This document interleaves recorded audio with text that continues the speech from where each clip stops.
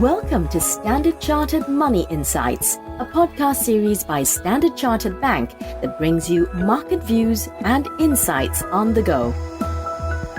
Hello everyone, my name's Manpreet and welcome to the Through the Noise podcast. Now, are markets setting up for a Santa Claus rally? The term may sound playful, but I did a little bit of digging and there indeed seems to be some grounds to see this as a real seasonal pattern.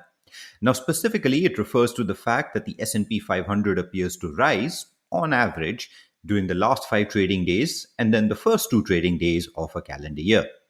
Now, still early in December, but risk assets received another boost this week.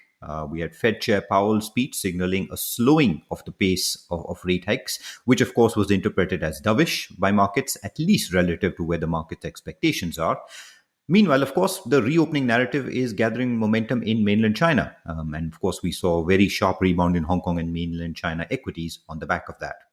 Now, the big question, of course, is are these equity market gains sustainable? To discuss that question and more, I have with me Fook Hien, who, as many regular listeners will know, is a familiar voice. So, welcome, Fook Hien. And let's jump right in with the question that is perhaps on the top of everyone's mind. The rally in Hong Kong and mainland China equities. Is that, in your view, one that's worth chasing? Yeah, thanks very much, Manpreet. So, after dipping briefly at the start of the week, Chinese equities saw strong buying interest in the last few days. And we see this in the volume of the Hang Seng Index this week, being 2.5 times the average daily volume in the second half of this year. Now, the easing of your mobility restrictions in key cities such as Guangzhou and the central government's plans to boost the vaccination rate among elder citizens, these have fueled expectations of further relaxation measures. Now, these moves are also combined with the so-called third arrow to support the property sector, where Chinese property developers are allowed to raise equity to repay debt and fund acquisitions. So these factors altogether, they propelled the Hang Seng Index to break key technical resistance levels of 18,400 and 19,200. So we do believe that a further economic reopening would favor sectors that benefit from a rebound in consumption. And the communication services sector, in our view, it offers attractive risk reward in this regard. This sector's earnings, they have beaten expectations, and positioning in the sector also remains relatively less crowded based on our proprietary measures of investor diversity. We would consider averaging into Chinese equities on pullbacks. So key support levels for the Hang Seng Index are at 17,400 and 18,100. And these represent the 61% and 76% Fibonacci retracement levels for the trading range since the end of October. Meanwhile, we see 3767 as a key level of support for the CSI 300 index. Thanks, Fook Hien. What about the US? We had, of course, the S&P rallying on the back of Fed Chair Powell's speech, where he appeared to be signaling that rate hikes are indeed starting to slow economic growth. So is the S&P 500 rally worth chasing? Yeah, as you mentioned, the Santa Claus rally earlier, we do note this in our weekly publication, that the last quarter of the calendar year is historically one of the strongest quarters for risk assets, with global equities that they deliver an average of 3.6% return since the turn of the century. But this year, we have already seen a strong rally since the start of the quarter, and this rally has helped investors recover some of this year's losses. But we think the US S&P 500 index now faces major resistance around the 4120 level. This is the top of a downward channel since January. So it could potentially break higher if we see signs of inflation slowing. However, we believe that fundamentals do not support chasing the rally into next year, 2023. We expect a recession to start in the US by mid-2023. And historical records do show that none of the US bear markets in the past 100 years, they ended before the associated recession has even begun. So there are indicators which are flashing warnings now. This week, the global bond yield curve, they inverted for the first time in 20 years. And this follows inversions of several US government bond yield curves. Also in November, the US ISM manufacturing index, it fell into contractionary territory of below 50 for the first time since the depths of the pandemic. And the forward-looking ISM new orders PMI also remained below 50 for the third straight month. And the Chicago PMI also plunged below the critical 40 level, which has historically signaled an imminent recession. So the deterioration in activity data, they do signal pain ahead for US corporate earnings and by extension equities, since earnings estimates in these markets have not yet factored in a recession, in our opinion. As you said, Fed Chair Powell did signal a likely slowdown in the pace of rate hikes from this month, but he also said that there is still a long way to go to restore price stability. Powell also reiterated that the Fed terminal rate will likely be somewhat above the 4.75% projection in September. So this implies that the Fed is likely to keep hiking rates into 2023 after possibly delivering a 50 basis points hike to 4.5% on the 14th of December.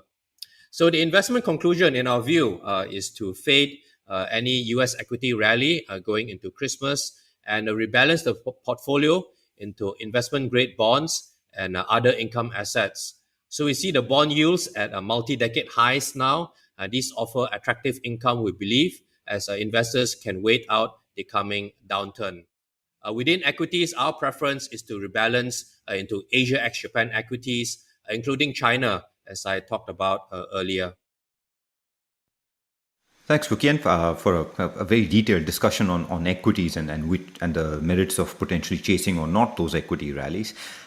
On corporate bond markets, though, slowing growth would normally lead to worsening credit quality. And you spoke a little bit about bonds obviously offering attractive value, but do you believe credit risk in developed markets is likely to escalate given the recession risk you described in the US?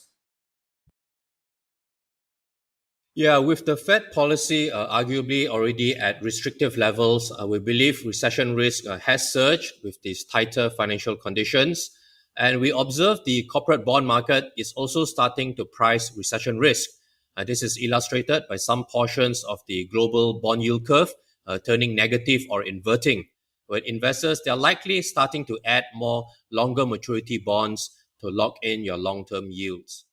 So against this recessionary outlook, corporate credit quality is likely to deteriorate as corporate earnings growth slows and a higher interest rate burden piles up. This will result in a widening of your corporate bond yield premiums. However, we expect this impact to vary considerably across different types of corporate bonds. And for developed market investment grade corporate bonds, including those in the US and Europe, we expect the impact to be contained for two reasons.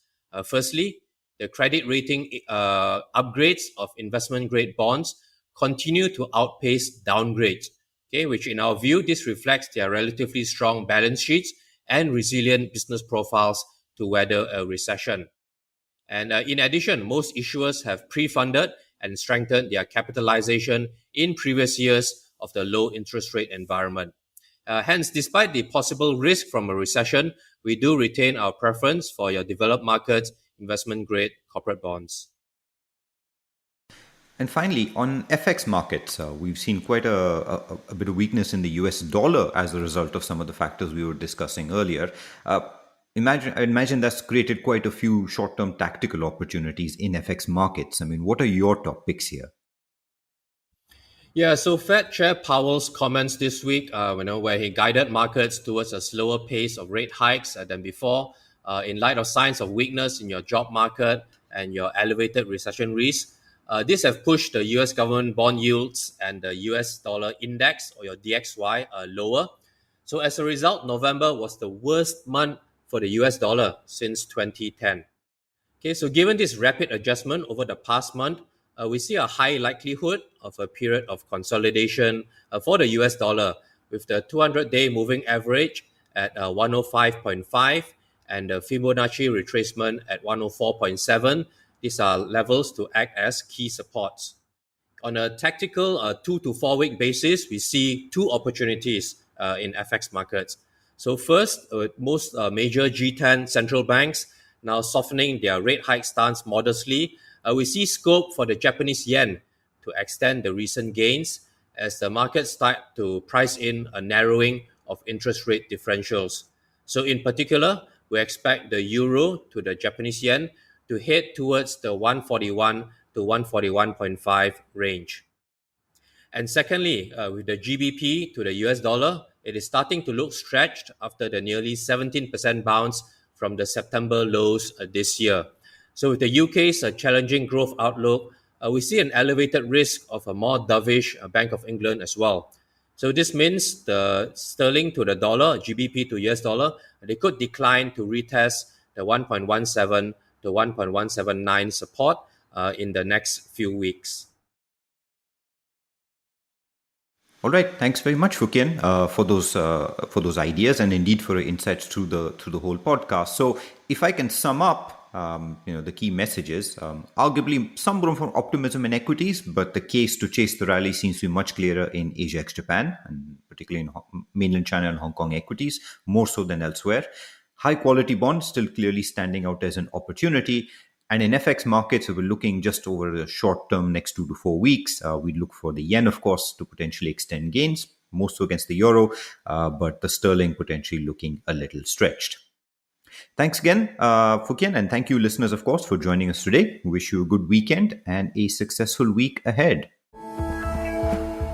Thank you for listening to Standard Chartered Money Insights, a podcast series by Standard Chartered Bank. For more details on the latest market insights, subscribe to Standard Chartered Money Insights.